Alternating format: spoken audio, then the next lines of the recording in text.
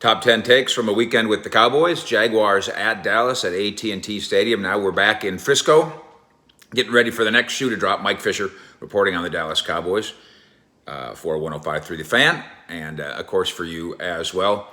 Let's do a top 10 countdown, shall we? Top 10 impressions from that game and more. Final score is insignificant, but it was 34-14. What was significant is that the Cowboys kind of threw their JV out there. The Jaguars had some varsity out there, certainly with the quarterback, Trevor Lawrence, although in some ways he's just a freshman. And that was the first noon Sunday preseason kickoff of the Jerry Jones era, and maybe that made it a little more sleepy, or maybe preseason games are just that way. Number 9. You know what you've got in Dak, even though not everybody seems to know it. I know what you've got in Dak, and if you hang out with us, you know what you've got in Dak. They now know what they have in Trevor Lawrence. And in talking to Cowboys people and more, the Peyton Manning comparisons and the Troy Aikman comparisons, wowzers. And they don't look wrong. That's really impressive. I'm still not a buyer when it comes to why Trevor Lawrence plays in that game, although that could be an extenuating circumstance. He's a rookie. Let's get him his reps. Let's get him his feet as wet as we can get him. But then Baltimore plays J.K. Dobbins, and look what happens. Number 8. Mike McCarthy has talked Super Bowl pretty openly. Now, he has kind of a clever way of saying it. He'll say this a lot. He'll say, if you're not aiming for the Super Bowl, what the hell are you doing in this profession? And that's a soft way of saying it. Plus, you throw a curse word in there so it doesn't sound soft. But Demarcus Lawrence, talking on TV on the sideline during that game, said we need to complete the mission, get to the Super Bowl. That's the goal. And you wonder how much of it is this is just what guys are supposed to say, or if there really is that urgency permeating not only the locker room, but all the way upstairs to the Joneses' offices at the Star. Number 7. Greg Zuerlein, for the most part, hasn't kicked all summer. For the most part. He comes off PUP after the back surgery. He kicks in this game. He hits one long enough from 56 that it would have been good from 60, but it wasn't good because it was left. Is that good or bad? That no problem, he can kick it long. Problem, confidence-wise or whatever, you wish you would have made it. Speaking of the kicking game, Brian brought us of 105.3 The Fan, suggesting that Johnny Hekker, the Rams all-pro punter, might find himself available, and then if he does, he might find himself standing next to Bones Fossil sometime this week real soon here at the Star in Frisco. Number, wherever the heck we are, 6. Jerry's made it really clear about Dak. I've made it really clear about Dak. All you got to do is watch it, and you guys now have had a chance to see some of the practice stuff and some of the pregame stuff. He was throwing the ball 50 yards. So the one component that we brought up in this ramp up is that he hasn't thrown it deep. Part of me was like thinking, okay, but in warm-ups, does he throw 70-yard passes? Probably not. But he was throwing 50-yard passes on Friday. He turned it loose and was none the worse for it. Jerry said, MRIs, all good, all systems go. He's throwing with velocity, throwing with emphasis. When Dak plays against the Bucs on that Thursday, he'll have gone 333 days between real live football plays, and yet he will be okay. He might need a little help roster-wise, not with the top 2 running backs or the top 2 tight ends. Stephen Jones saying on 105.3 The Fan on Monday, you don't have to be a rocket scientist to see that those 2 backup spots, we need some help. But if your 2 problem spots on offense are 3rd-string running back and 3rd-string tight end, you're probably pretty good and deep on offense. Number 5. I do know and believe when coaches say that because we don't have training camp the way we used to, tackling is bad. We don't practice tackling anymore. So by and large, people aren't as good at tackling, period, as they were 10 or 20 years ago, and I'm sure that's true. Cowboys missed tackles, probably blew some assignments, and were blown out. I had a conversation with Barry Church, part of the Cowboys pregame show on 105.3 The Fan. And we talked about how he approached it when he was a starter but played. Because there was a time in his career, obviously, when he played in preseason, because he had to make the team.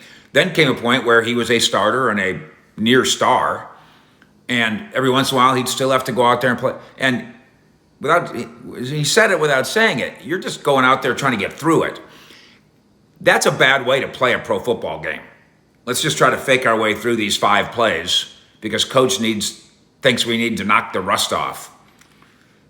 Someday. The only bad thing that comes of this injury is Kelvin Joseph has a strained groin, but he says on Twitter that it's minor. We will monitor that. Number 4,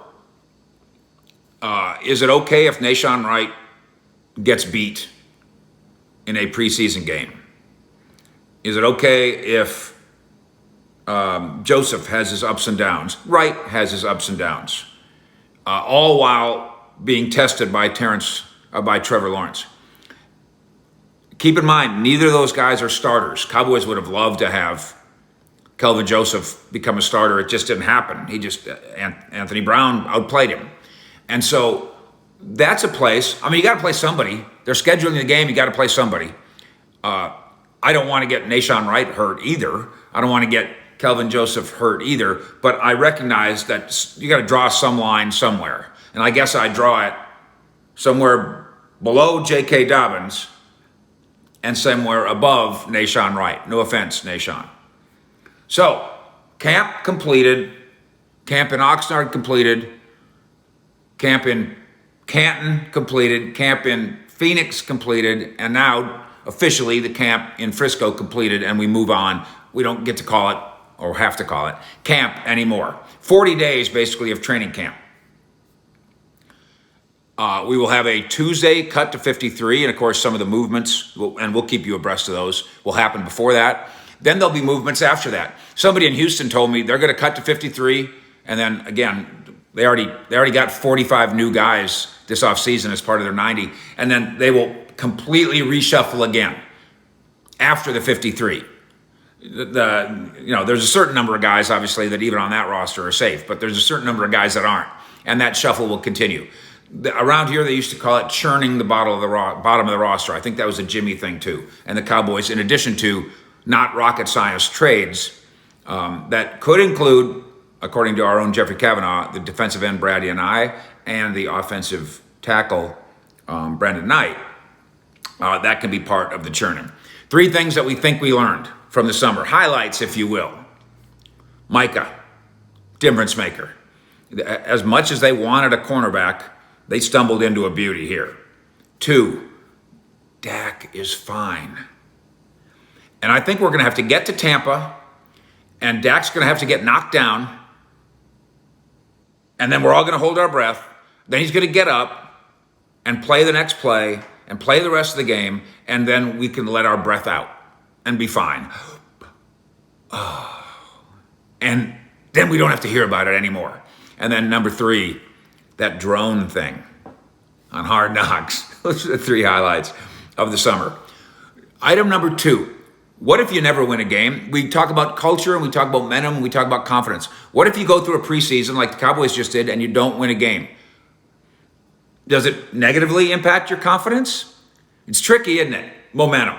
How do you package it? What is it? Confidence. How do you package it? What is it? The Cowboys come away from that thing 0-4, and yet, as near as I can tell, the coaches didn't come out of that at all going, oh man, we don't have any confidence now. Oh no, we don't have any momentum. I think that you only talk about the confidence and the momentum after you win a preseason game. And after you lose a preseason game, you realize, or you convince yourself how insignificant it is. Cowboys 0-4 in 2018, but 2018 was the last time they won a playoff game and won the division. Cowboys were winless for the third time since 2014. In some of the other times they've been winless, they won 10 games and 12 games. In fact, I think some of that time is when Romo and Dak had playoff success. And we can go back, of course, to Jimmy and Jerry celebrating. Was it at New Orleans? Their first win ever. And they acted like they just won the Super Bowl, maybe not realizing, boys, you're going 1-15. And that win doesn't even count as the one. The Ravens have won 20 consecutive games, as everybody's making a big deal of, which is cool in the preseason. During that same span, how many playoff games has the Ravens won? And we have this idea that the Ravens are this great program.